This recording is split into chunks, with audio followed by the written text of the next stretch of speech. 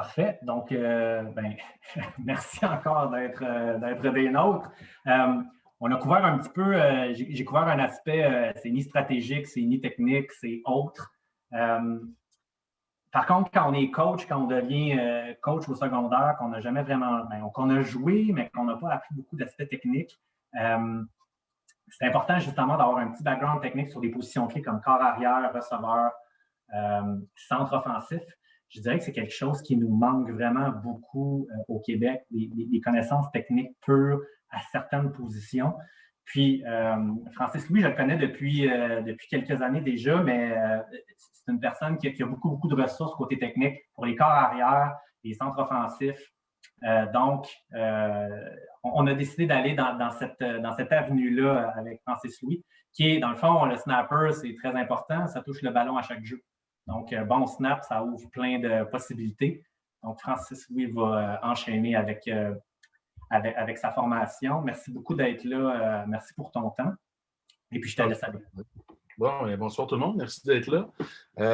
Donc, dans le fond, quand on m'a proposé le projet puis qu'on m'a demandé de trouver un sujet que les nouveaux coachs, dans le fond, qu'on devrait aborder avec les nouveaux coachs, j'ai essayé de me rappeler quand j'ai commencé le flag football, dans le fond, c'est quoi les choses que je ne savais pas? C'est quoi les choses que j'aurais aimé qu'on m'enseigne au départ que j'ai un petit peu appris sur le tas ou que je ne savais pas trop? Puis là, dans le fond, à ce moment-là, moi, j'ai coaché, je coach en ce moment au secondaire, j'ai coaché du primaire, j'ai coaché aussi 2 ans au collégial, je suis allé 3 fois au Canadien. Puis, à toutes ces étapes-là que j'ai vues, je me suis rendu compte à quel point le snapper ou le joueur de centre offensif est une joueuse ultra importante dans une attaque. Puis, dans le fond, je vous explique aujourd'hui pourquoi. Donc, si on s'en va dans la diapositive suivante. Donc, on va commencer la présentation, je l'ai faite. Donc, le sujet, comme je l'ai dit, c'est que c'est un sujet où moi, j'ai été ultra chanceux. Ma première année en flag football, je me donne aussi à coacher du football. Puis, il y a une clinique de coaching à l'Université de Montréal. Et là, on s'entend ensemble, les coachs, comme on se divise pour aller dans des conférences différentes pour essayer de ramasser le plus d'informations possible. Et là, moi, dans le chapeau, je pige la remise longue, la longue remise. Au fond, là, je fais OK, bon, on va y aller, les gars, c'est pas grave. Moi, je coachais les linebackers à ce moment-là. Je dis OK, on va y aller, je vais prendre des notes. Mais là, plus j'ai que là, c'est le long snapper des Esquimaux qui est là à cette époque-là. Puis là, il commence à parler, je commence à prendre des notes. Et là, à un moment donné, moi, ça se met à tourner. Puis je me dis, attends une minute, cette technique-là, je pourrais facilement l'enseigner au flag football, aux filles, pour qu'ils aillent chercher, dans le fond, c'est important.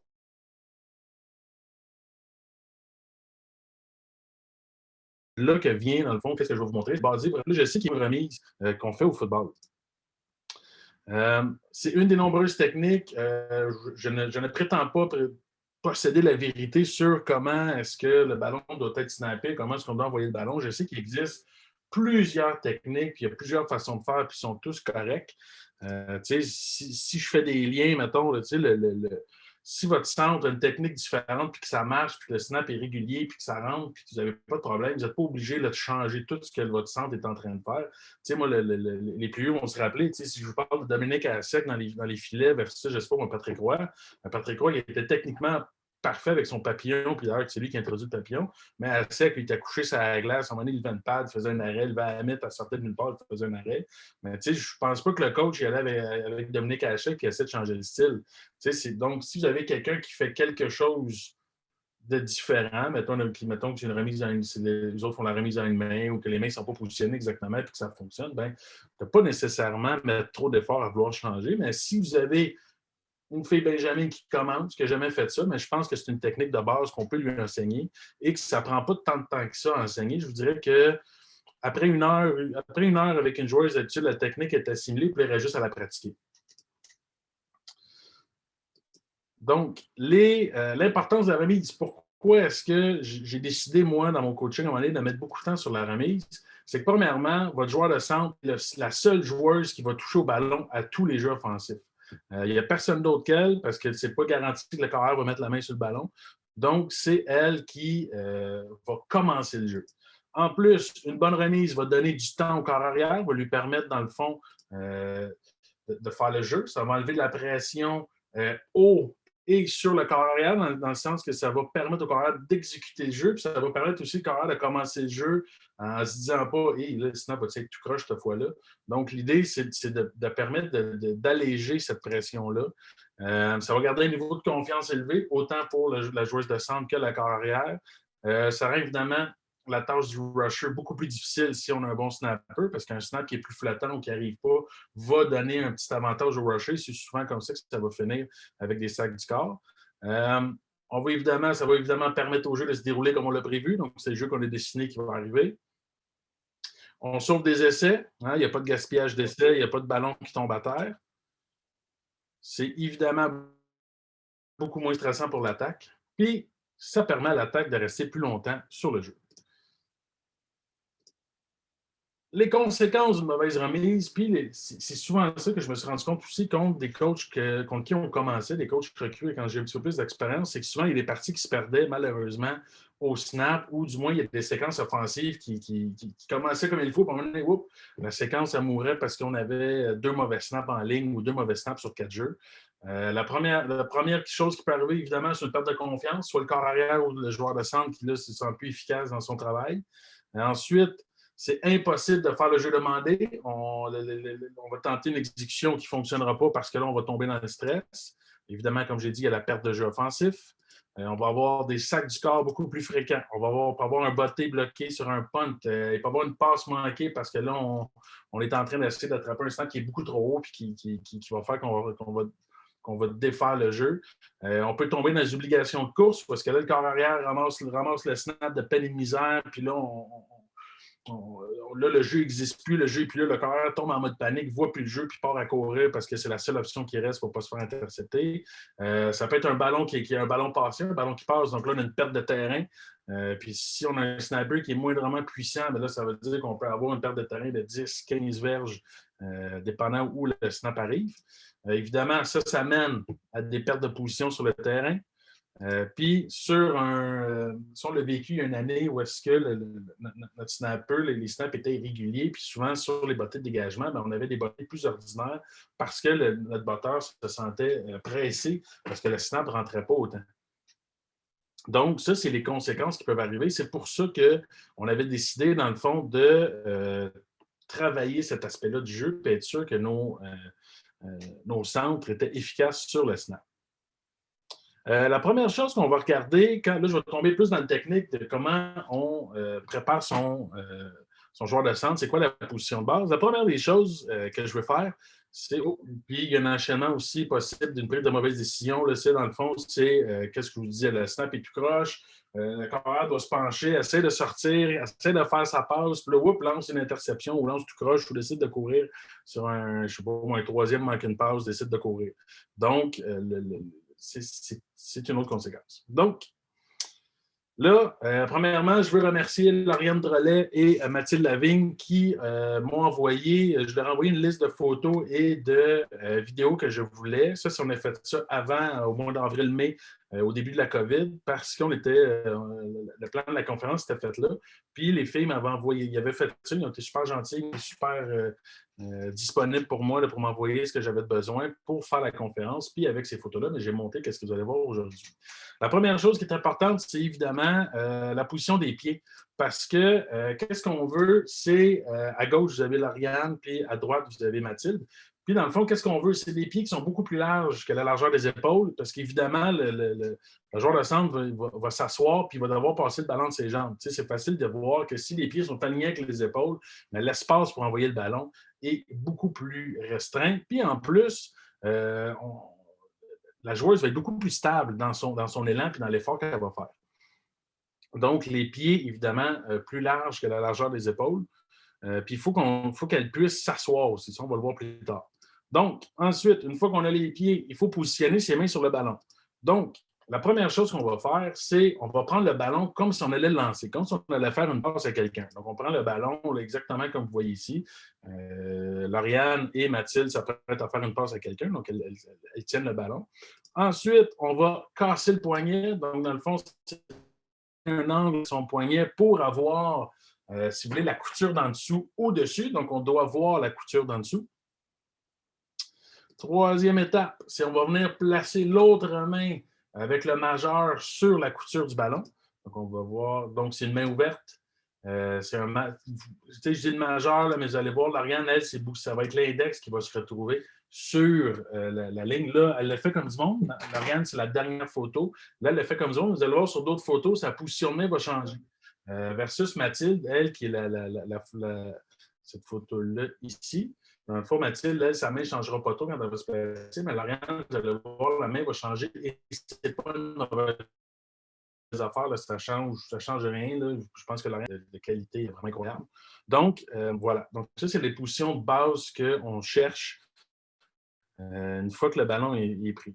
Donc là, qu'est-ce qui arrive ensuite?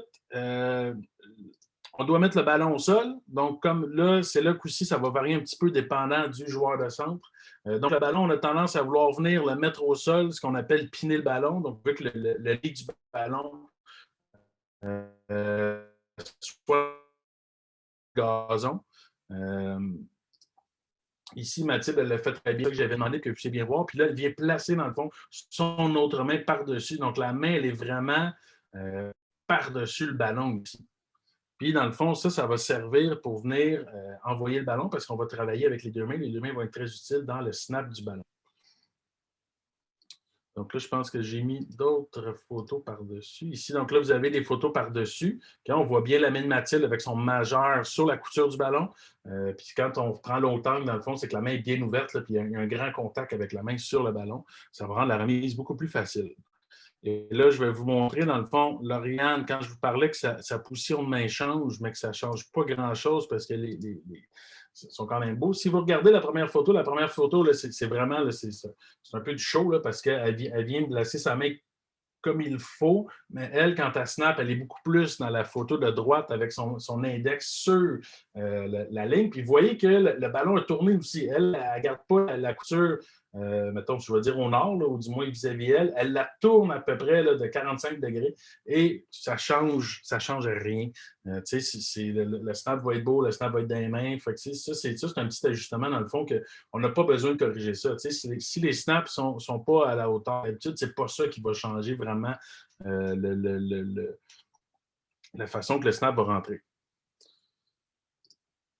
Donc ensuite, c'est évidemment la position de base. C'est très important. Le centre doit s'asseoir. Okay? Le centre ne doit pas se pencher. Si vous voyez ici, là, les deux filles sont assises. C'est sûr que Lauriane est un petit peu plus penchée avec le dos est un peu plus penché que Mathilde. Mais encore une fois, ça ne change rien. Puis je sais que dans les coachs de football qui enseignent le long snap, souvent, ils vont demander que le dos soit droit, puis sauf qu'au flag, ça ne change pas grand-chose parce que souvent, on manque le dos sur droit pour que le joueur puisse se regarder en avant pour être sûr de ne pas faire frapper si jamais il est sur la ligne. Mais au flag, tu ne te feras pas frapper. Fait que l'idée, dans le fond, c'est que bien qu'il est un petit peu trop penché, Lauriane, encore une fois, ça ne change pas grand-chose. Sinon, la position est vraiment idéale. Mathilde aussi, c'est vraiment des positions où est-ce que les snaps vont être précis, puis ils vont être puissants, puis ils vont rentrer où ils sont supposés l'arriver.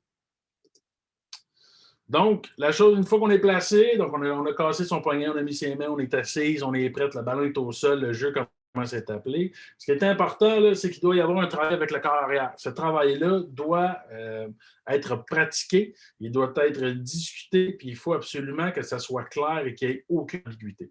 La première des choses, c'est qu'on doit s'entendre sur un mot ou un geste pour la remise. Il faut que notre joueur de centre sache quand est-ce que le ballon va lever. C'est-tu quand je tape dans mes mains? C'est-tu quand je te montre mes mains? C'est-tu quand je dis hop? C'est-tu quand je dis bleu? Je ne sais pas c'est quoi le mot, mais on doit s'entendre et on doit être clair. Il ne doit pas avoir aucune ambiguïté. Tantôt, on parlait de communication, mais c'est la même chose dans ce cas-ci.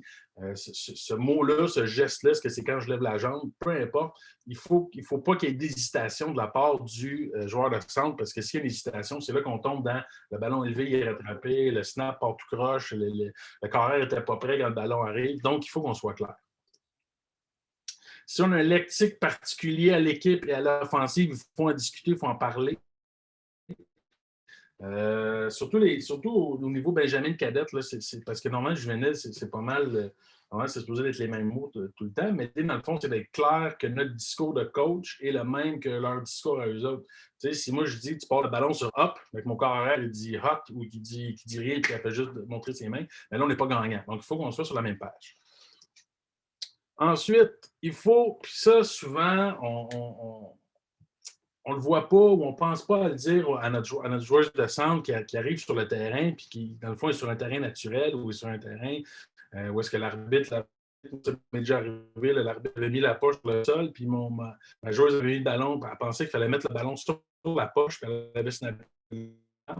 Donc, c'est important que on doit être confortable pour placer le ballon. Le ballon doit être dans un espace qui est quand même correct. Il faut que le ballon, les pieds soient dans des espaces où est-ce que c'est correct.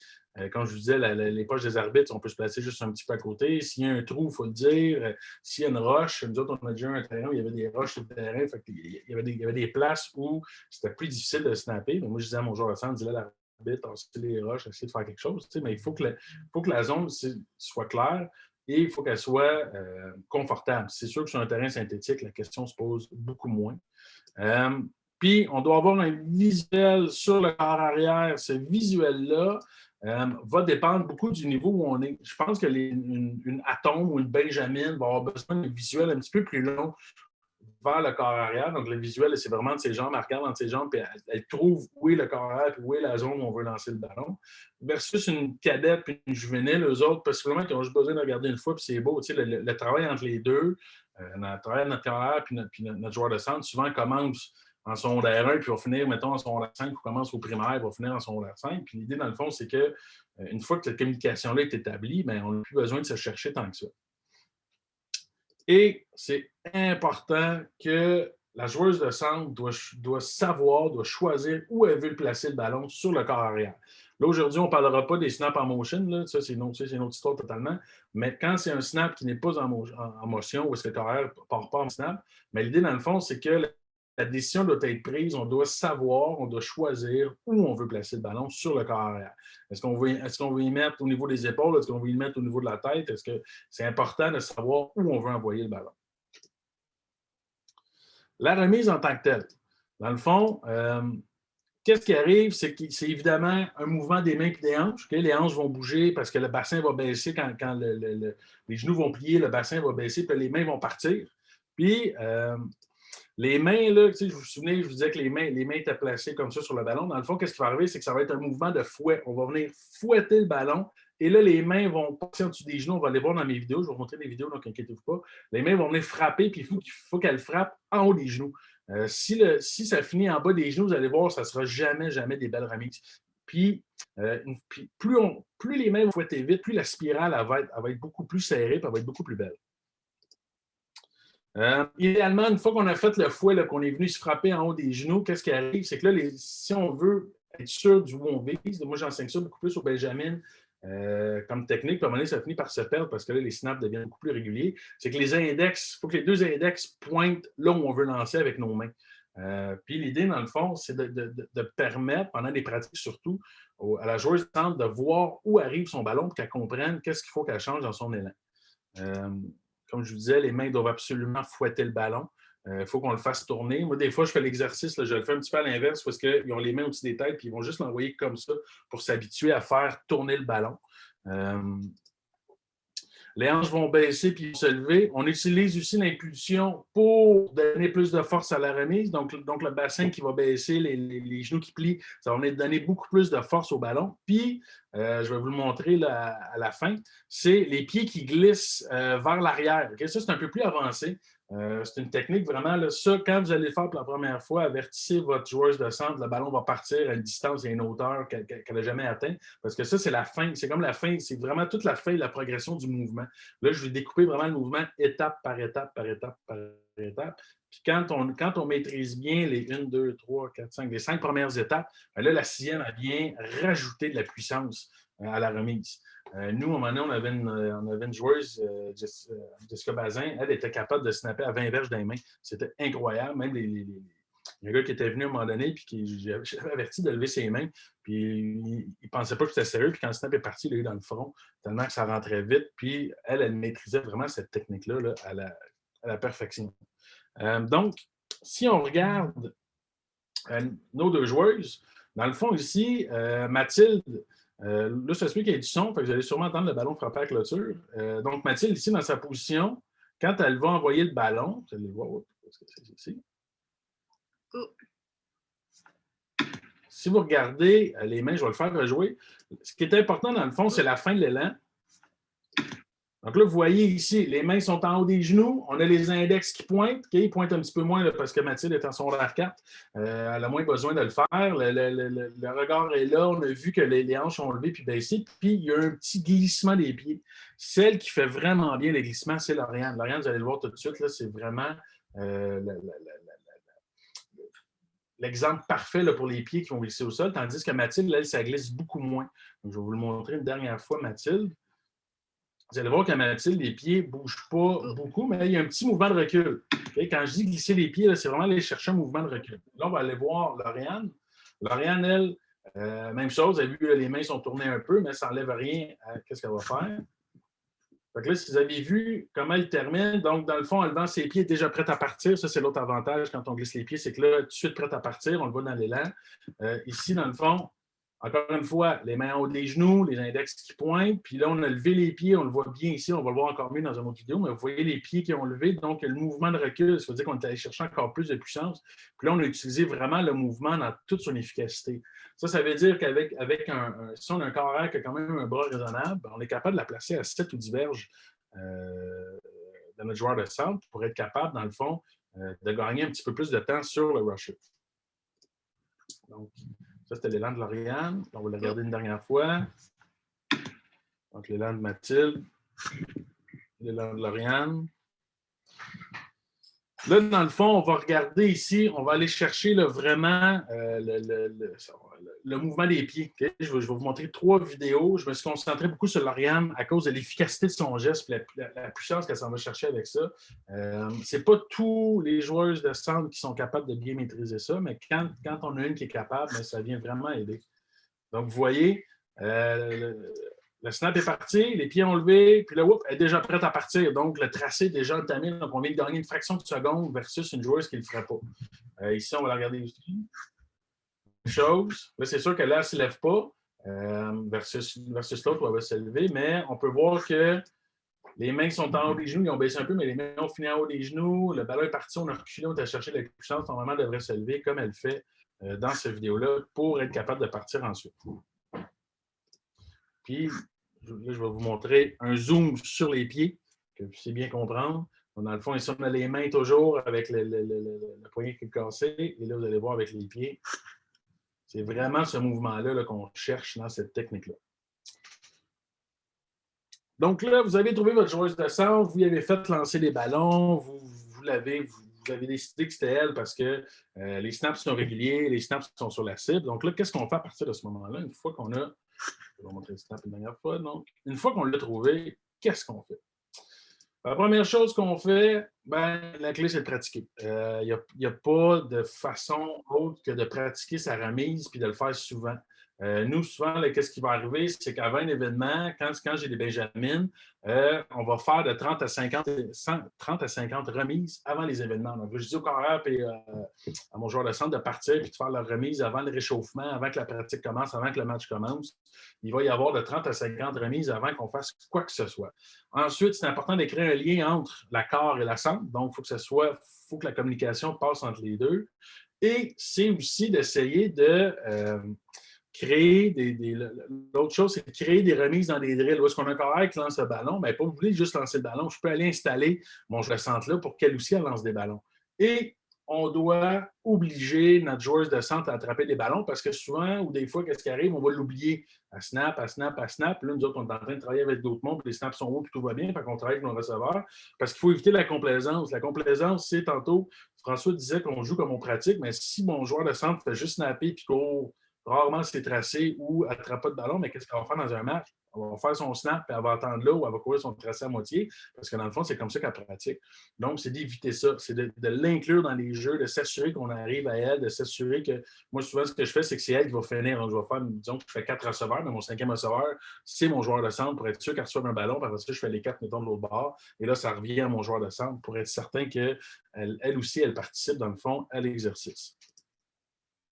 C'est important de bâtir la confiance de la joueuse, c'est important d'y parler. Dans le fond, s'il devait y avoir une mauvaise remise, c'est pas la fin du monde.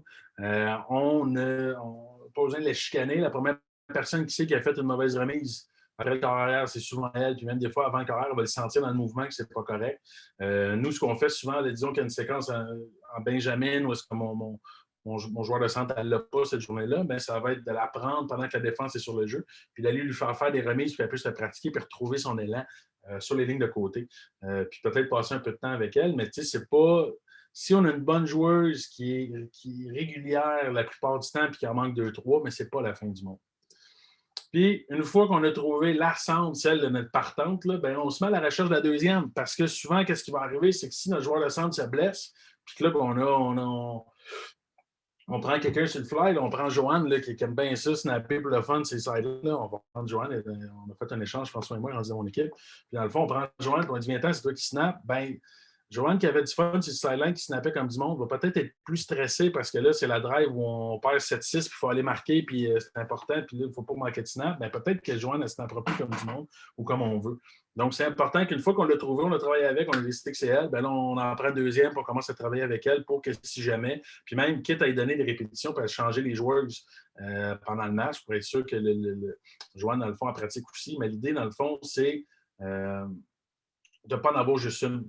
Il faut qu'on le travaille. Puis, ça, d'habitude, vous allez le savoir tout de suite. Quand les joueurs, quand vous allez avoir l'expérience avec cette technique-là, l'enseigner, si vous décidez de l'enseigner, vous allez le voir tout de suite. Là, ça va vous prendre 1 heure par joueuse pour être capable de bien expliquer, bien voir s'ils l'ont, puis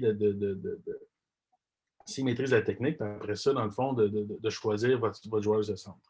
Les qualités primordiales qu'on recherche chez une joueuse de centre.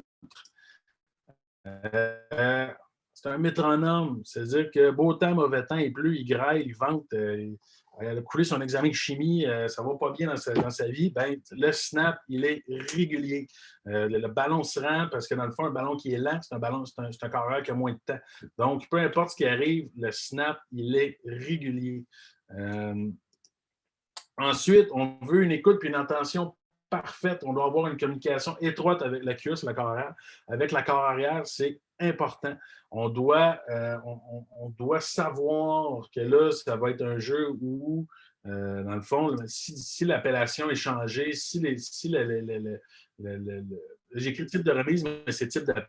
Si l'appel est changé, dans le fond, si c'est un appel qui est régulier, on est correct. Si c'est une mise en mouvement, mais là, il faut être prêt à envoyer le ballon sur le moment. Est-ce qu'on part sur le premier hot, sur le deuxième hot, sur le troisième hot? Est-ce que c'est un appel où il n'y a rien? Je fais juste montrer les mains, je fais du pied. Est-ce que c'est tout ce qu'on est capable d'imaginer? Mais il faut que la joueuse de centre, elle le sache, elle le comprenne, puis elle l'assimile. Tu sais, c'est un joueur de centre qui tombe dans l'une entre le moment où j'ai appelé le jeu, puis le moment où elle arrive là, puis là, qu'elle ne se souvient plus qu'est-ce qu'il faut qu'elle fasse. On n'est pas gagnant. Aussi, c'est un joueur, nous autres, on avait une joueuse de centre. Quand c'était son jeu à elle, le ballon partait encore plus fort que d'habitude à cause du stress. Puis dans le fond, le carrière, au début, se faisait prendre, donc on avait des ballons qui passaient. Mais là, à un moment donné, elle savait. Comme elle avait dit, ouais, quand tu envoies un jeu à elle, je sais que le ballon va arriver plus raide. Donc, la communication s'était faite à travers le temps, puis on avait appris à se connaître. Évidemment que c'est quelqu'un qui doit avoir une bonne confiance en soi, c'est quelqu'un qui ne doit pas se mettre à douter, qui doit être capable de construire sur elle-même, dans le fond, puis d'être capable s'il devait avoir une mauvaise remise, un mauvais snap, bien, encore une fois, ce n'est pas la fin du monde, puis c'est une joueuse qui est capable de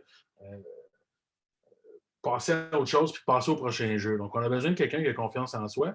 Et idéalement, on a quelqu'un de calme. On a quelqu'un qui ne s'énerve pas à grand-chose. Tu sais, si je pense à Mathilde et à Lauriane, c'est le long fleuve tranquille. Tu sais, c'est du monde vraiment relax. C'est du monde qui sont cool. C'est du monde qui ne s'énerve pas. C'est du monde qui encourage le monde autour d'eux autres. Donc, ça fait des filles qui sont beaucoup plus relaxes puis qui ne viennent pas de se mettre de la pression supplémentaire qu'elles n'ont pas de besoin, dans le fond, parce qu'on doit être relax, on doit être calme, on doit être dans le moment, puis on snappe le ballon, puis ça part.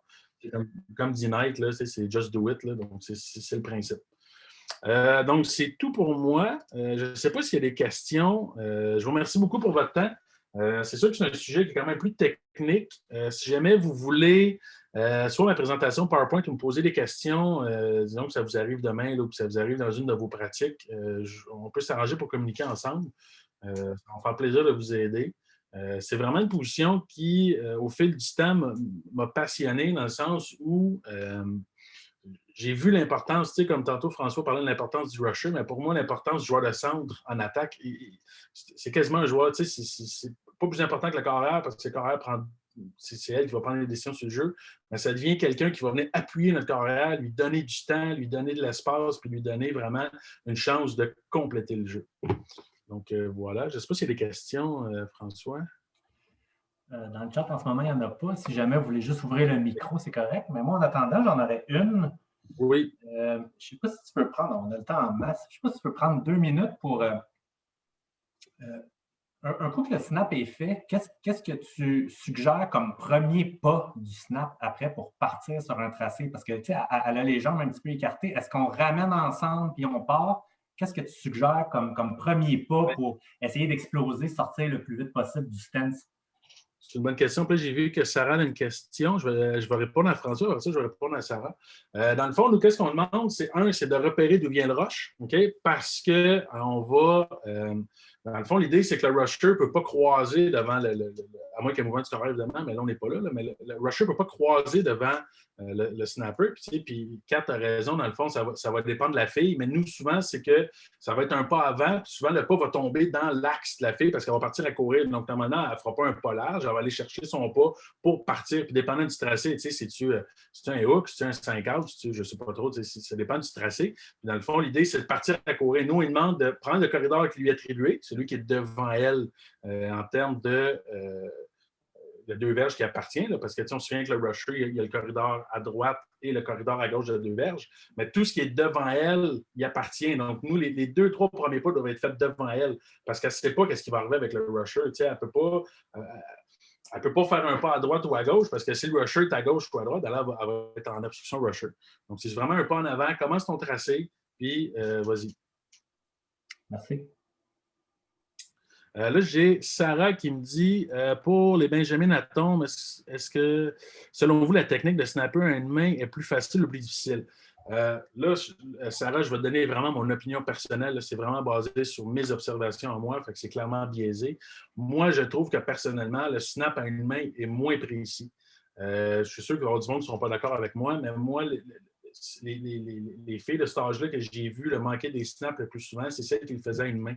Versus la technique à 2 mains qui est beaucoup plus précise et qui est beaucoup plus, selon moi, qui vient chercher beaucoup plus de puissance. Mais plus les filles ont tendance à vieillir, plus là, quand on va arriver cadette, Benjamin, puis qu'on va arriver cadette juvénile, puis qu'on va arriver collégiale senior, dans le fond, l'idée, c'est que là, on va avoir, là, les filles vont commencer à snapper à une main pour, dans le fond, plein de bonnes raisons. Puis je ne dis pas que snapper à une main n'est pas bon. Je ne dis pas que snapper à une main, on ne peut pas le faire. Mais comme je vous disais au début, nous, on enseigne beaucoup cette technique-là. Moi, j'enseigne beaucoup cette technique-là à cause de la stabilité que ça donne à la remise, puis à la puissance que ça va finir par y donner avec la pratique. Ce qui veut donc dire que le corps arrière va être heureuse de recevoir le ballon beaucoup plus vite. Mais comme je disais tantôt, si ta joueuse de centre, elle snap à une main, c'est beau, c'est régulier, puis c'est précis, ben, tu n'es pas obligé de tout changer ça là, parce que, dans le fond, tu penses que 2 mains, c'est mieux. L'idée, vraiment, c'est de s'adapter aux joueurs qu'on a. Si vous avez d'autres questions, n'hésitez pas. On est en couvre-feu dans quelques minutes. On va être là le temps qu'il faut. Sinon, en attendant, je vais vous remercier pour votre participation à tout le monde. Puis, je vais vous convier tout de suite. Jeudi, donc à 8 h, on commence à 8 h précises. Donc, avec Martin Roy qui va nous parler de défensive 4-2. Donc, le déploiement d'une défensive, c'est force-faiblesse. Donc, Coralie, on t'attend. Tu n'as pas le choix de venir là. Et à 20h45, Hugo Beausoleil va nous parler du développement d'un joueur défensif. Donc, c'est un petit spécial défense jeudi. On va parler plus d'attaque la semaine prochaine. Donc, je vois qu'il n'y a pas d'autres questions. Alors, merci encore. J'espère que vous avez pris des bonnes notes. Puis, n'oubliez pas, comme Francis l'a dit, c'est nous, on vous donne des choses, puis vous prenez ce qui est bon pour votre petit sac à dos. Puis, s'il y a des choses que vous aimez moins, vous y allez avec ce que vous sentez. Là. François, tu as une question. Sarah veut savoir, c'est quand que les autres cliniques seront publiées sur la page Facebook? C'est un peu dans les prochains jours, je dirais. Je ne peux pas dire exactement à quel moment, là, mais on parle de soit cette semaine ou la semaine prochaine. Tu sais, ça va toujours suivre peut-être 4-5 jours après, parce que là, on veut faire pas du montage, là, mais on enregistre au début, on veut raccourcir ça pour que ça soit plus agréable à regarder. Fait qu'on passe une question de jour là, avant que ça soit publié sur la page Facebook de Football Québec, pour commencer, en fait.